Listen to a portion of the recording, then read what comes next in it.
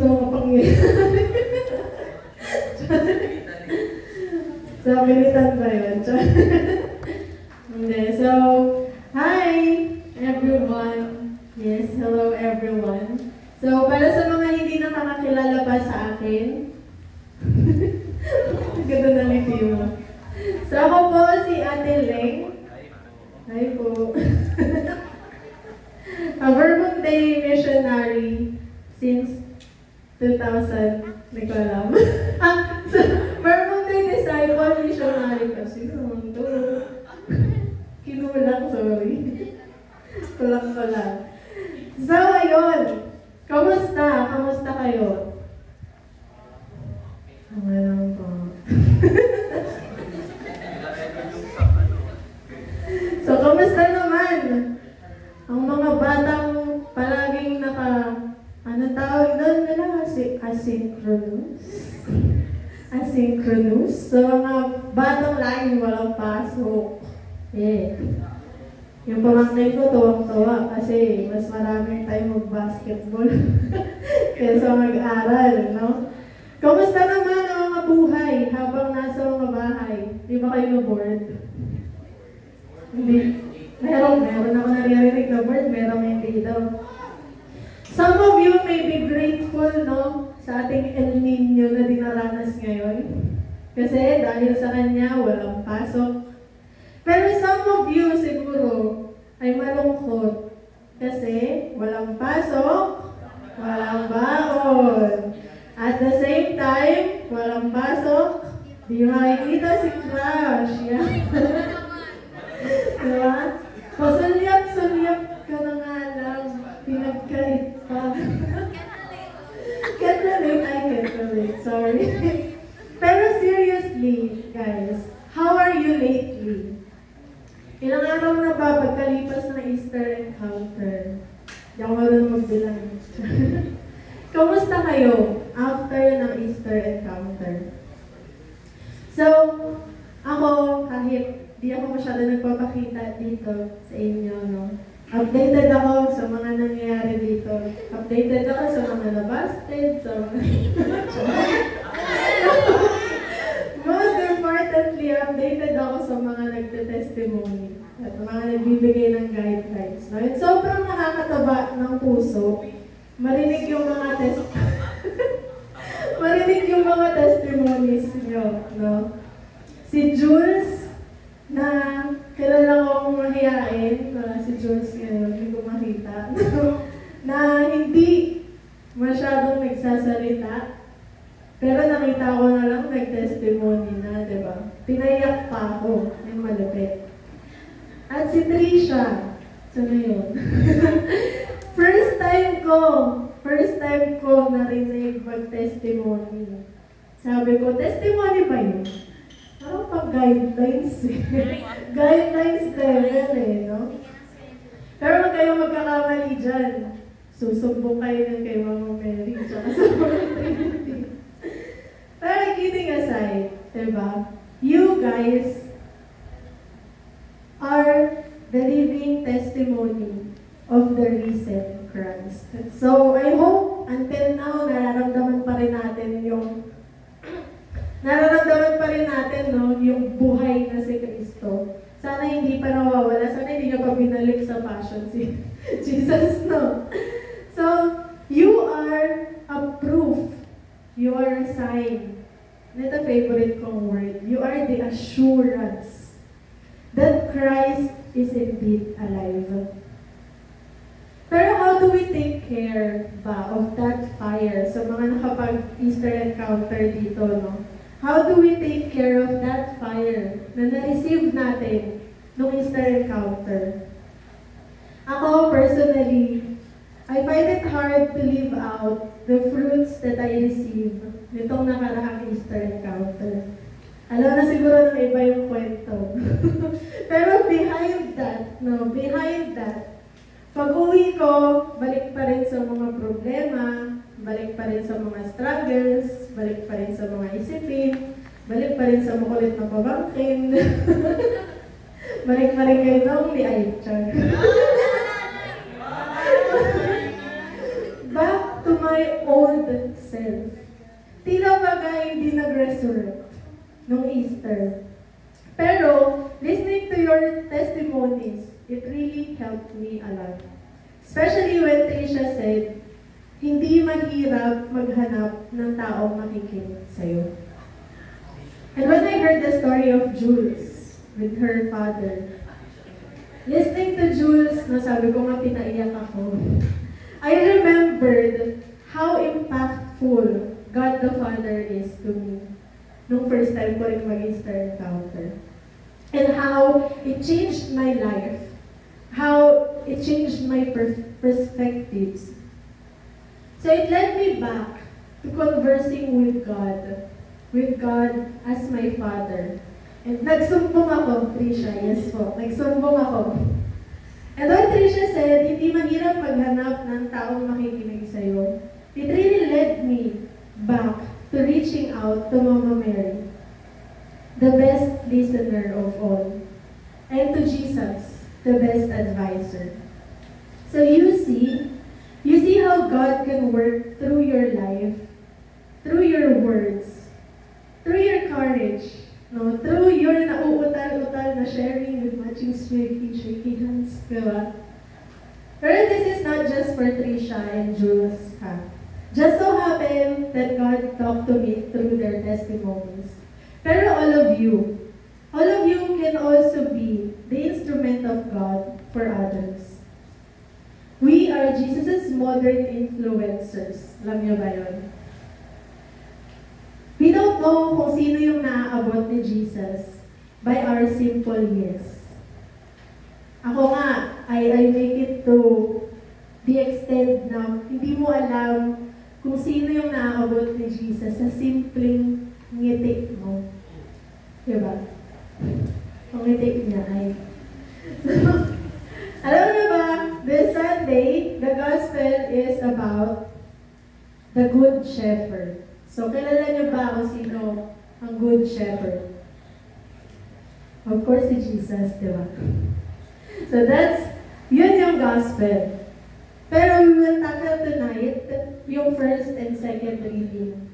And sa first and second reading, yung qualities ng isang Good Shepherd is nakita siya sa mga apostles, sa mga disciples. Should I say, sa bawat isa sa inyo na nandito. So, meron 4 qualities akong nakita. Kung may makita pa kayo pag binasa niyo yung gospel, sabihin niyo rin sa akin. Share niyo yan. So, first is filled with the Holy Spirit. The Good Shepherd is filled with the Holy Spirit. The Good Shepherd is a healer, is Christ-centered, and fourth, beloved. Let's go to the first one. So, lahat may Bible, no? So, meron tayong game ngayon. Yes. Yung prize daw ay Kuya Jello, no? So, ang game ngayon, hindi ko po kasi nasulat yung gospel doon sa PowerPoint, sorry na. Paunahan kong makakita ng Acts 6:4. And if you can read loudly. Ay, sorry! Acts 4:8, sorry na. Very, very verbal day, sorry. Acts 4:8. So, kung sino na makakita ng Acts 4:8. Yung nagbasa yung nakakita. Hindi, accepted na yung nagbasa. Ay, yung prize, so kinakaway na. Accepted daw yung nagbasa na. Parang, pinasa na lang, gano'n. Go, Jopay. Yung Acts 4:8 ka. 8 ka. Yes. Nakatayo na. Peter, full of the Holy Spirit, and answered them, leaders of the people and elders. Yeah, thank you so much. Pero the line where I get filled with the Holy Spirit, no? Sinabi, nagsalita si Pedro na puspos ng Espiritu Santo. So the Good Shepherd is filled with the Holy Spirit. Alam niyo ba, isa sa favorite kong ganap sa Catholic Church, bukod sa Christmas, is yung Pentecost. Naalala niyo ba? Kailan sinaselebrate ang Pentecost? Yes. good to know. So this year, it will happen on the 19th of May. So bukod sa mga pagganap ni Verbum tuwing Pentecost, kabang-abang, yes. Mamimit mo yung mga friend. We usually do it ng, ano tawag doon? Ng lahat. Magkakasama yung community from Tagaytay. Before nang hindi pa ganun kalaki, from Tagaytay, Manila, yan, tapos QC, nag-gather together kami to celebrate the Pentecost. So, bukod doon, so makikita ko yung mga friend ko from malalayong lugar, inaabangan ko rin yung gift of the Holy Spirit na marireceive ko. So, yearly kasi binibigay nila sa mga activity, no, yung gift of the Holy Spirit. And every year, inaabangan ko yun. You know that, 7 gifts of the Holy Spirit? Natatandaan niyo ba? The 7 gifts of the Holy Spirit? Wisdom, understanding, counsel, fortitude, knowledge, piety, and fear of God. Yan, yung 7 gifts of Holy Spirit na sobra kong inaabangan yearly. And I really love the reading about Pentecost. It says in Acts 2:13, they were all filled with the Holy Spirit and began to talk in other languages as the Spirit enabled them to speak. So now the Spirit enabled them to speak. Some of us might say, hindi ako magaling magsalita, ate. Or hindi ako marunong mag-compose ng mahabang mga words. Or hindi ko kayang magsalita sa harap ng maraming tao. Pero, look at the people around you now. Tingnan niyo mga katalinis. Yan, tingin sa likod, tingin sa harap, yan. So, I know so many names. Hindi ko na lang babanggitin. Na dating mahiyain, na hindi marunong magsalita sa harap. Pero, they are giving the guidelines now. Nakikita ko yun. Sa tingin niyo, bakit? Bakit from being mahiyain, naging ikaw na bahalang sumita? Bakit? Bakit nag-transform ng ganon? Is it because of Father Bong? Nakikinig kasi si Father Bong, para ako magsalita, no? Or pinilit lang ba sila ni Kuya Jello, no? Yes. or baka, yes, kasi no? Or baka, nalagyan ni Kuya Gab, tsaka ni Ate Tayo, no? Muntok ka na, oh. Wait. Ay, hindi na nakakabot, hala. Pero ako, as I can see it, I see it as a gift from the Holy Spirit. We are filled with the Holy Spirit, kaya we wanted to share it, diba? Kahit kakaba-kaba, kahit nangangatog sa harap, we still do it anyway. Natulak may Holy Spirit yung kanga nila, diba? And whenever we feel like we lack the courage, wisdom, and knowledge to share the gospel, or simply to share our experiences, our prayer, mga simpleng mag-pray lang sa harapan, di ba? I hope we run back to our source. And we ask the grace of the Holy Spirit, our great companion.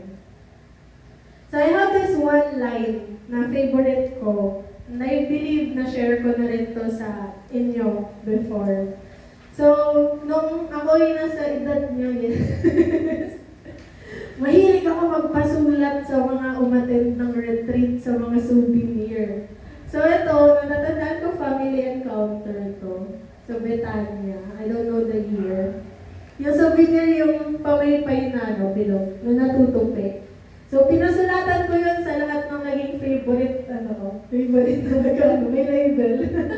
Sa lahat ng nakilala ko nung time na yun. Kasi it's a family encounter, malaki yun, malaking event yun. So nilapitan ko yung mga nakilala ko, pinasulat ko. Parang souvenir yung datingan, di ba? So one of our ate from Cebu wrote this line, "Never ever shut up." At first, na ano ko eh. Pero, ano yun ba? Ano yung gusto niyang iparating with this word? Pero hindi ko na natanong siya. Hindi ko na siya natanong kung ano yung ibig sabihin nun. I just learned it eventually. Na as a Verbum Dei disciple, we should never, ever shut up. We should announce the gospel, share your experience, and never let your mouth be shut by the worldly things. And what are these worldly things? Now, what are these worldly na sinasabi? Yung iba na sinasabi na, di ka naman magaling, wala namang kwenta yung experience mo, hindi naman relatable. Gospel ka pa dyan, pa-share ka pa dyan, mag-aral ka na lang, magkaka-honor ka pa. Di ba? But no, don't let yourself be deceived by those words. Kasi, iba yung sinasabi sa atin ng Lord. The Lord is telling us, do not be afraid, but speak. And do not keep silent, for I am with you. So the second one is the healer. Yan. Sinong pwede magbasa ng Acts 4:9? Acts 4:9.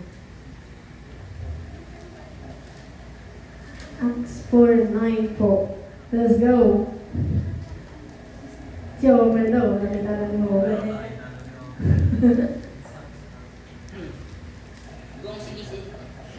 Kung sinisiyasa ninyo kami ngayon tungkol sa kabutihang ginawa namin sa lumbong ito at kung paano siya gumaling.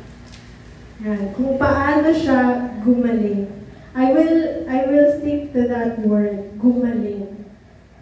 So, isa sa good qualities of a good shepherd is a healer.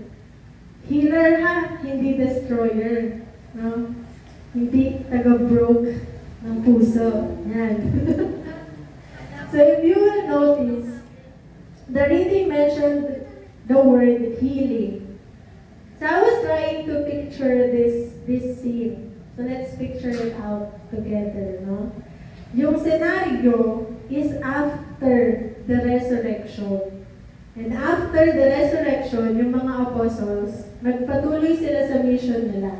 Nagpatuloy silang mag-reach out sa mga tao, nagpapagaling sila. And may mga curious na tao na hindi naniniwala kay Jesus na lumapit sa kanila. Kasi nga, diba, this is after the resurrection. And I believe yung appearance ni Jesus sa public after resurrection is sobrang limited. Diba? Sobrang kukonti. So there are still people who don't believe na na-resurrect talaga si Jesus. And there are still people na hindi naniniwala na Diyos talaga si Jesus. And those are these curious people na nagtanong sa mga apostles na nakakapagpagaling. Tinanong sila, how did you do that?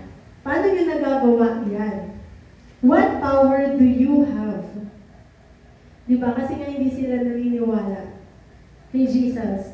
But then, when I was praying for this one, I was reminded by how Jesus sent these apostles after the resurrection. So it was written in Mark 16:18. So they will place their hands on sick, and they will get well. After the Lord Jesus has spoken to them, He was taken up into heaven. He sat at the right hand of God. So after giving this instruction, yes, mga huling habilin ni Jesus sa mga apostles, He went up to heaven. So bago umalis si Jesus, binigyan niya ng kapangyarihan yung mga apostles to heal people. So do you recall a time when someone, in their very own simple way, unexpectedly healed something within you? Not necessarily na sakit, like that, binigyan ng, nag-cramps, binigyan ng, diba? Not necessarily na nagamot, diba? Na iinumin. Pero can you recall someone, no, na magically biglang may nawala sa inyo after nang lumapit sa'yo? So ako,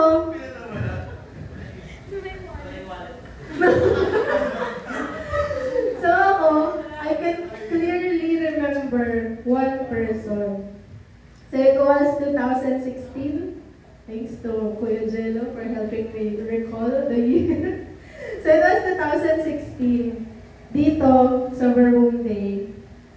Pumasok ako nung araw na yun. It's a disciples retreat, whole day. Pumasok ako sa gate nung araw na yun with a heavy heart. Sobrang bigat ng nararamdaman ko. Why? Because that time, I felt like I am walking alone. I felt like parang Lord, mag-isa na ako sa mga ginagawa natin. Napapansin ko na bakit parang ako na lang tagapansol dito ngayong araw na to. So, that time, Kuya Jello was there. Ate Sheila and Kuya Jason was there as well. Pero that time, iba talaga yung heaviness. No? Yung feeling na everyday mo silang kasama, everyday mo silang katulong magligpit, ganyan. Tapos eventually, biglang nawala. Tapos, that is also our Disciples Commitment Day. So, magko-commit ulit kami. So, that's yearly, di ba? Magko-commit ulit kami as Verbum Day Disciples. Then, may isang,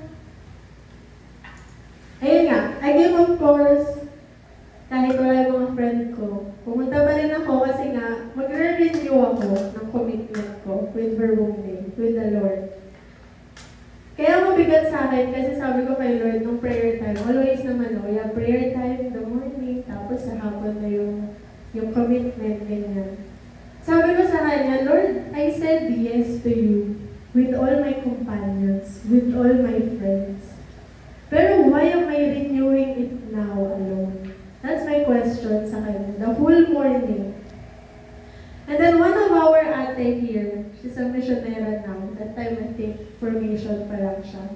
She came to me with her simple, "Kamusta ka, Elaine?" with a very bright smile.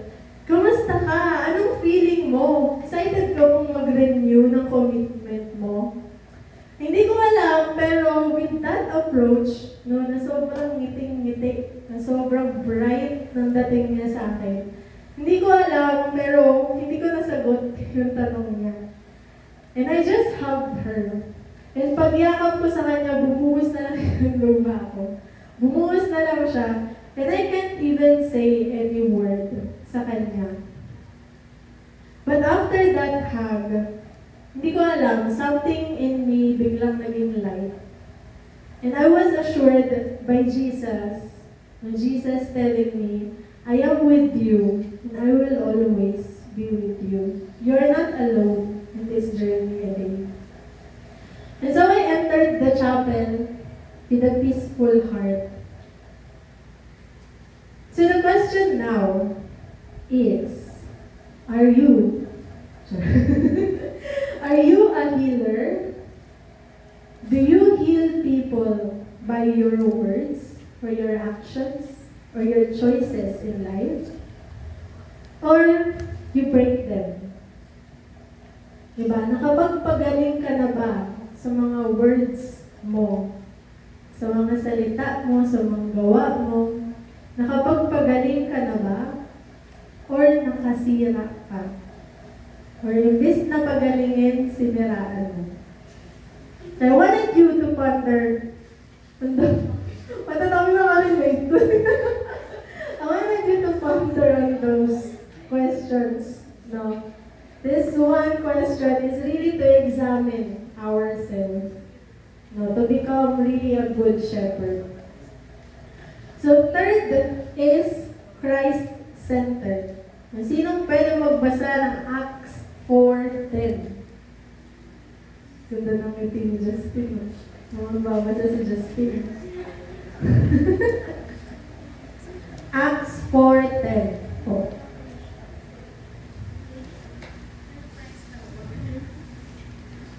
Sino? From this side. Puro taga dito eh. From this side. Kahit ano yung Bible nyo dyan, kahit English. Let's go, Bianca. Ano daw? Ano na? Ay.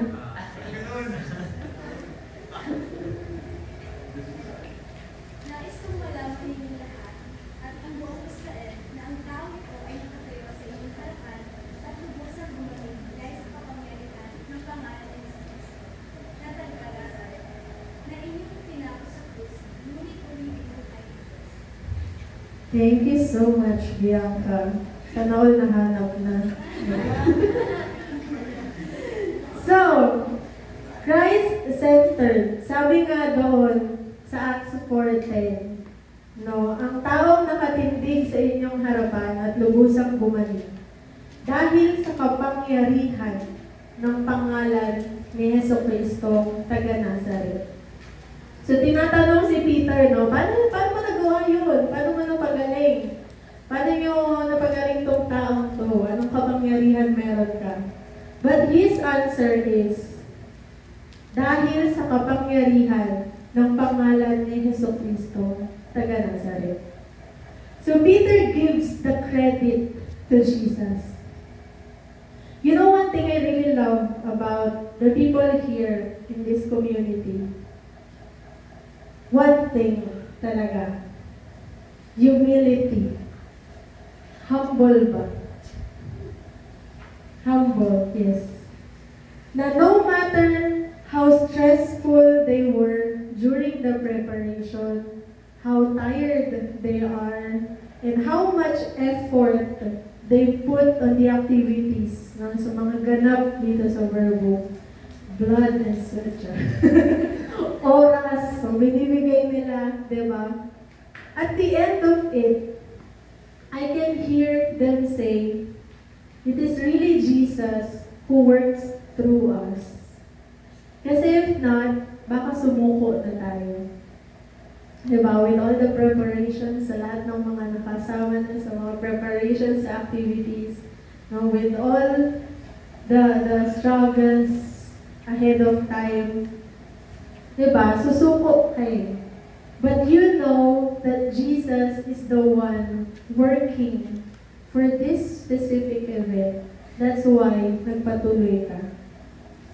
So Peter could have said, Jesus gave us the authority. That's why now I can heal people. Diba? Pwede niyang sabihin yun eh.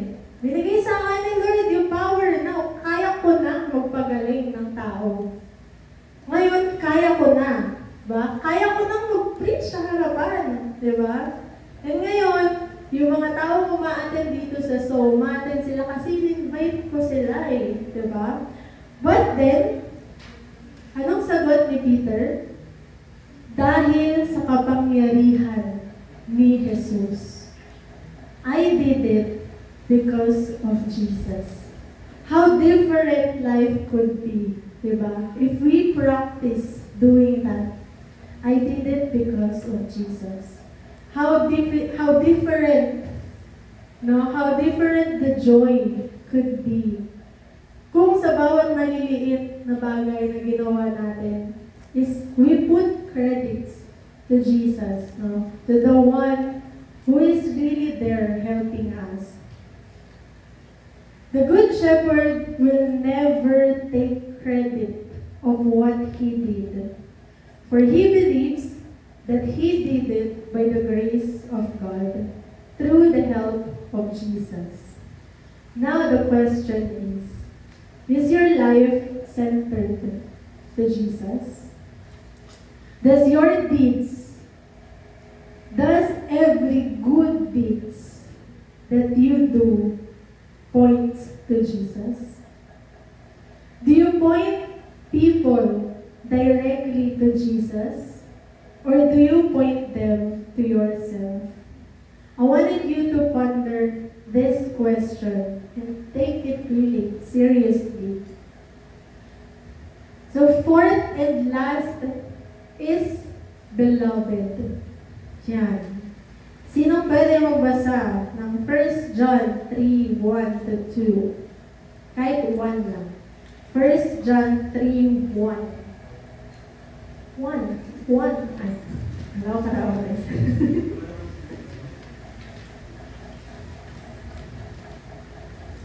1 John 3:1.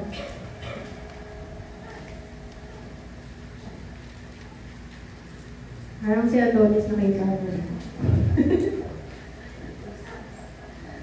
Parang nakita na rin niya doon. Can you, type yung 1 lang? Tingnan ninyo kung gaano kalaki ang pag-ibig sa atin ng Ama.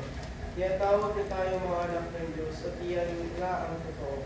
Ito ang dahilan kung bakit hindi tayo nakikilala ng mga makasanlibutan. Hindi nila kinikilala ang Diyos. Ayan. Kaya ko sinabing beloved, no? Sipin nyo na lang kung gaano kalaki ang pag-ibig sa atin ng Ama. Tinatawag niya tayong mga anak ng Diyos. At yan ang totoo. This truth, I believe, is na-receive natin lahat during the Easter encounter with God the Father talk. Diba? Pinakilala sa atin ang Diyos bilang Ama nating lahat at bilang isang Diyos na punong-puno ng pagmamahal. And that is the truth, diba? So the Good Shepherd is the one who experienced being shepherded by God. So may share lang natin yung pagmamahal ng Diyos sa ibang tao if we were able to experience it firsthand. Diba? Do you all agree with that?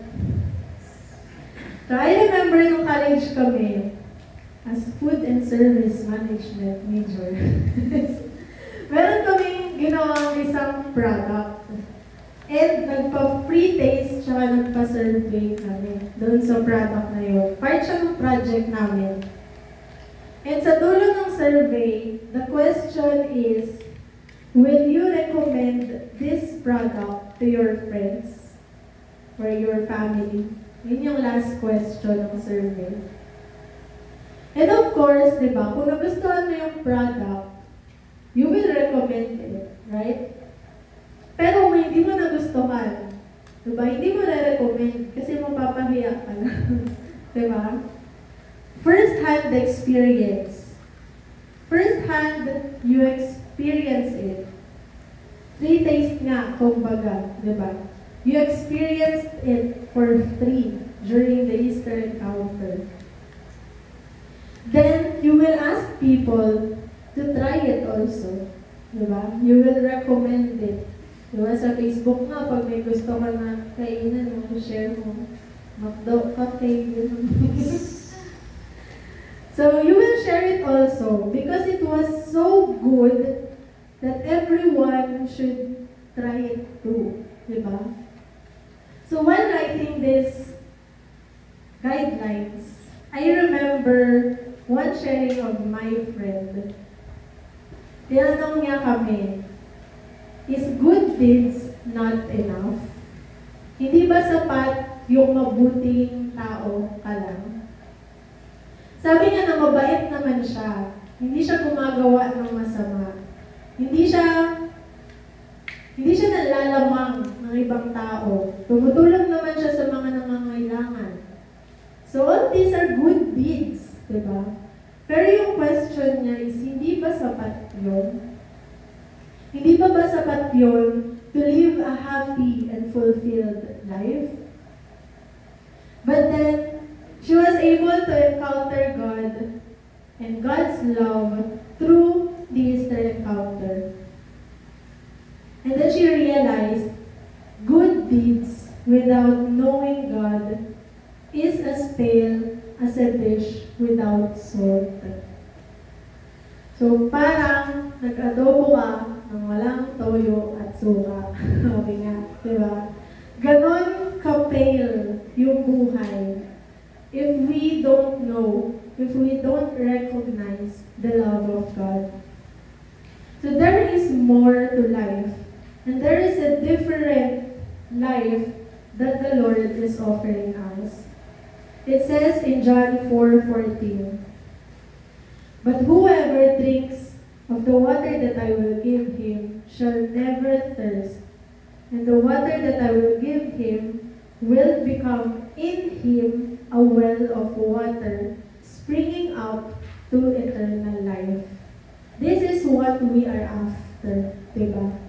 The eternal life.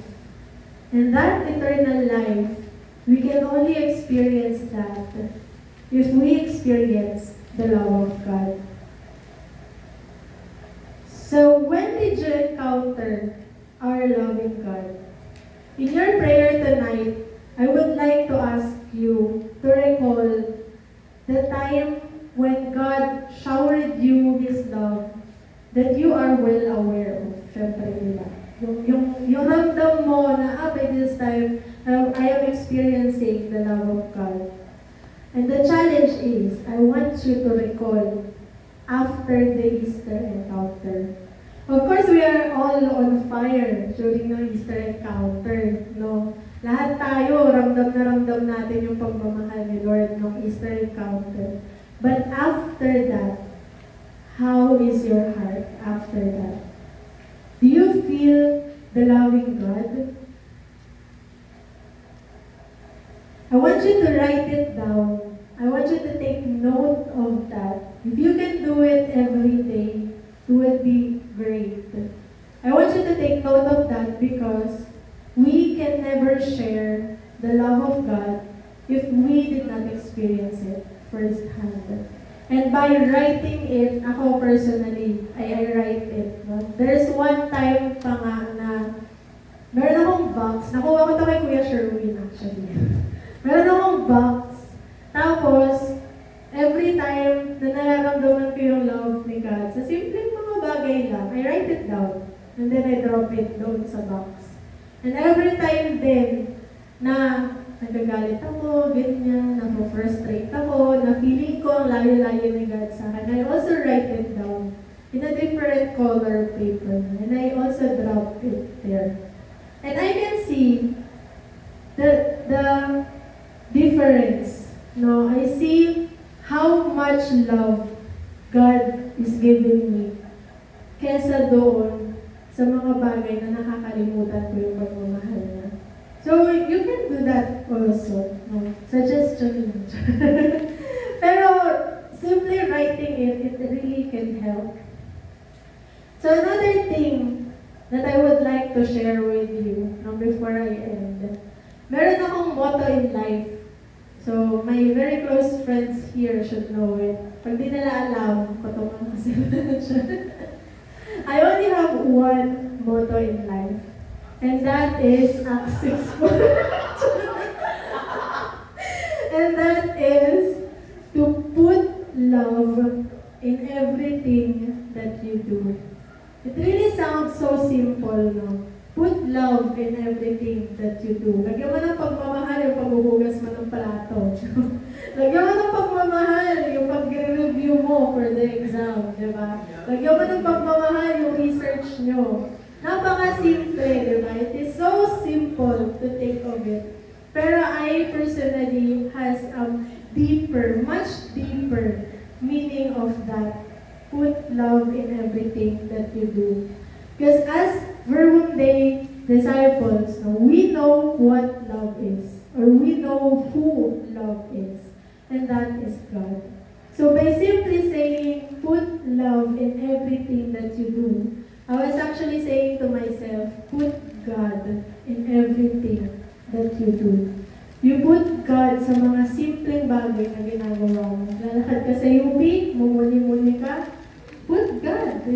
Muni-muni. Kung gusto mo lang magkape lang somewhere ng mag-isa kasi gusto mo mag-relapse, put God sa pag-relapse mo.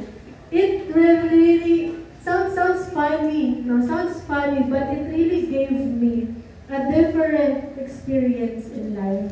It really gave me a different perspective sa mga bagay-bagay. That even I fail, I would just say, okay, Lord, next time ulit. Diba? That even if nadadapa na sa buhay, I would just say, aahon tayo, Lord, ulit. It's really different, no? If you just put love, or if you are aware that you are putting God in everything that you do. So all this that I mentioned are just some of the qualities of the Good Shepherd. So kagaya ng sabi ko kanina, kung may nakita pa kayo kapag binasa niyo yung reading, share it to me. Share it to us. So I invite you all to ponder on those. And just a reminder that we are all shepherds. Do you agree? Naniniwala ba kayo? Na tayong lahat na narito sa kwartong ito ay mga pastol. We heard the good news. Diba? Kakarinig nyo lang kanina, binasa from the Bible. We believed in it. Diba? And we as Verbum Dei disciples, we are trying to live it out. And because of that, we are all considered shepherds. But the question is, are you a good shepherd? So we have guide questions for prayer. Sorry na guys, na-miss ko kayo ng sobra, kaya 5 yung guide questions natin. So, first is, basahin yung reading today and ano yung nakastruck sa'yo. And ano sa 4 na qualities listed there, yung sa tingin mo na naisa sa buhay mo na ngayon. And then, sino yung mga sheep? Yan. Ang shepherd, sabi ko nga tayong lahat ay considered shepherds. So, sino yung mga sheep? Kasi hindi ka shepherd kung wala kang sheep, diba? So, sino yung mga sheep na nais ng Diyos na tulungan mo? Nais ng Diyos na word Tagalog, hindi ko may Tagalog. Basta yun, may shepherd niyo. And sa mga salita at gawa mo, ikaw ba ay nakakapagpagaling or nakakasira? And lastly, ito yung sabi ko nga kanina, after the Easter encounter, kailan mo ulit naranasan yung pagmamahal ni God sa inyo? And then after that, pag ginag-gather tayo mamaya, meron tayong closing activity lang before the sharing.